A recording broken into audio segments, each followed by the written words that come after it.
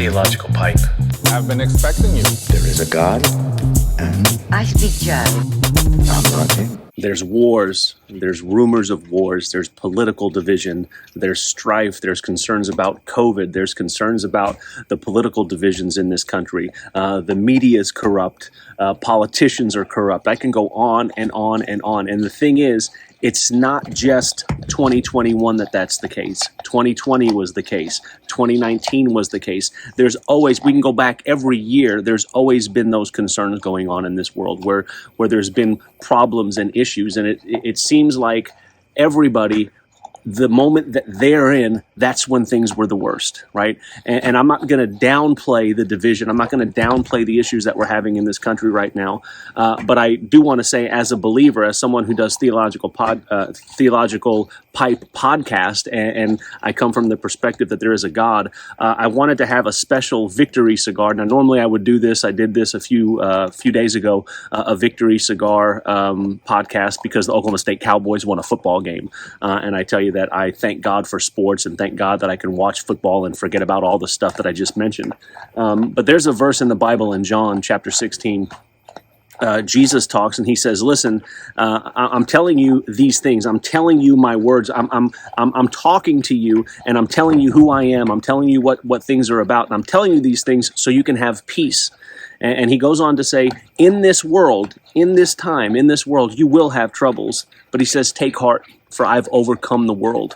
And as a Christian, man, that's reason to celebrate. That's reason to have a victory cigar. That's reason to sit back and sort of be at peace. You know, the Bible talks about that God can give people a peace that surpasses all understanding, even when the world is falling apart. We could talk about the macro world, which is the stuff I talked about, the nations against nations and politicians against politicians, and the politicians trying to divide the nation and put people against people and brother against brother and sister against sister, and they try to divide us with all these different groups and who we are, and it just drives you insane sometimes. Forget about that part, not forget about that, but if you take that part and then you just add just life, your own individual life, the things that all of us have to deal with on a daily basis, whether it's our health, and again, even when COVID's not around, we have cancer, we have other diseases, we have heart disease, we have all of these horrible things, we have drug addiction that we have to deal with, we have alcoholism, other addictions that people deal with on a consistent basis. We have our own personal battles that we face, whether it's anxiety or depression or fear or anger. We have work, we have relationships, everything that goes on.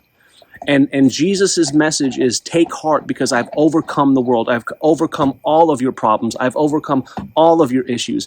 And that's a reason to celebrate. That's a reason that Christians should almost have like an eternal optimism on the inside. Again, that peace that surpasses all understanding should drive us to be happy, to be okay on the inside, to have that joy that the Bible talks about. And, I'm not immune to being upset. I'm not immune to being disillusioned. Now, my disillusion is a little bit different than maybe other people that I know, because a lot of times it's based upon who your political party is and what's going on at the moment.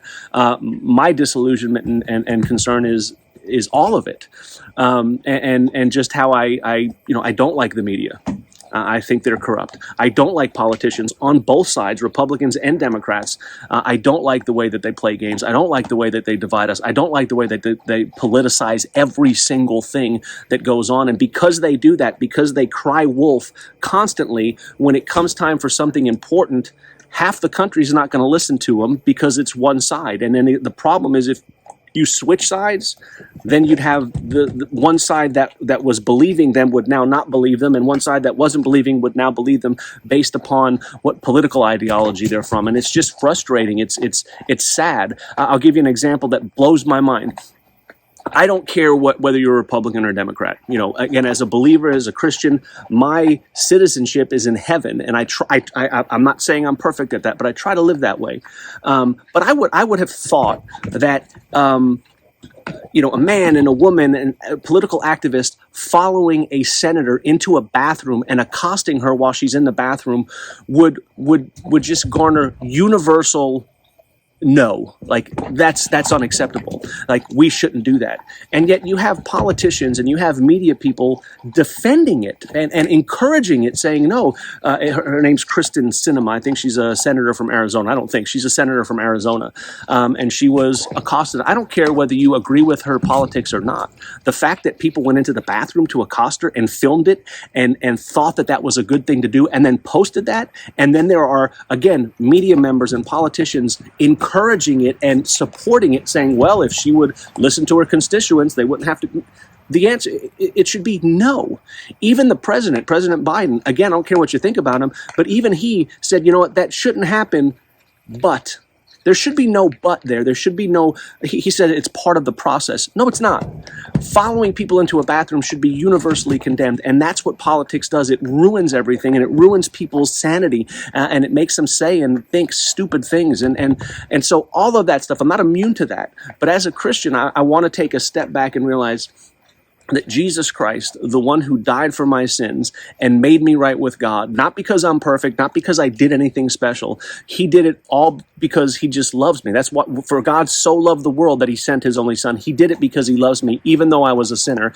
And that's reason to celebrate. That's reason to have a victory cigar. That's reason to sit back and just kind of have that peace that surpasses understanding. And I think sometimes as a Christian, I think we as Christians, as believers, need to be reminded of that.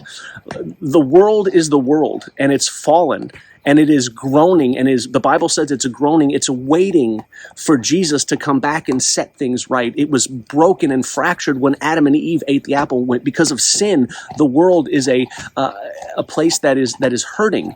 And Jesus Christ said, hey, don't worry, I've overcome the world.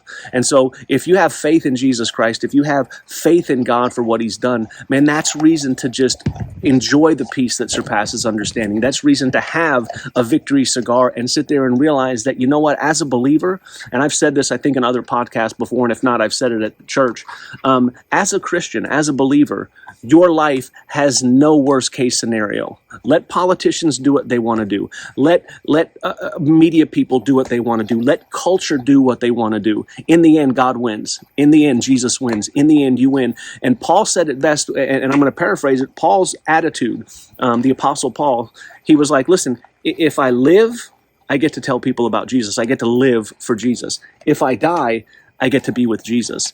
And what a great attitude. I'm not saying I'm there. I strive for that. But as a believer, my life has no worst case scenario. Now, I don't want that to be tested. I don't want God to say, oh, okay, yeah, well, I'm going to give you some Job things to go through and see if you really believe that. But I really think that's what I want to strive for is, as a believer, if I'm here, God's got something for me to do, and I'm going to try to glorify him. If I'm not here, I'm in heaven with Jesus forever, and I get to just enjoy his presence forever and worship him forever. And just, the Bible describes heaven as something that we can't even imagine what it's going to be like. So I don't know. I just think that with all the stuff that's going on, and a couple things. Don't believe social media too. Social media is not real life. It's designed again to highlight either people's perfection or to divide people. And there's algorithms and just put your trust in Jesus Christ. And if you do, you can have that victory cigar. You can celebrate because Jesus Christ has overcome the world. There's victory in Jesus Christ. We win. I win, you win. As a believer, we win. So this is Theological Pipe. There is a God. He's real. He sent his son to die on a cross for us, for our sins. And because of that, I have peace that surpasses all understanding. I have that knowledge deep down in my heart, deep down in my soul, even though I still war with my flesh, even though my spirit is willing, the flesh is weak, even though I have those battles, I remind myself constantly that I have victory in Jesus Christ. He's overcome the world, and therefore there's nothing the world can do that can really affect me. And I hope and pray that I can just continue to remember that. I hope you can remember that. So I don't know if this is encouragement for people or just for me. Maybe it's just to remind me. But Jesus Christ has overcome the world. So when you see wars and rumors of wars, when you see political division, when you hear about all the junk that's going on at the border in Afghanistan, with COVID, with vaccines, with not vaccines, with mandates, with no mandates, with masks, with no masks, with travel restrictions, no travel restrictions, with people going into the bathrooms to accost people, with them thinking that they're not going to even now there's doctors and hospitals refusing treatment to people that aren't vaccinated, which is mind-blowing to me. All that stuff, it's frustrating. It's anger-inducing. It makes you mad. But then as a believer, step back and say, God's still on his throne. God is still in control. And that's reason to celebrate. That's reason for a victory cigar. So put that in your theological pipe, theological cigar. Put that in your theological pipe and smoke it. And we'll see you next time. Well, bye.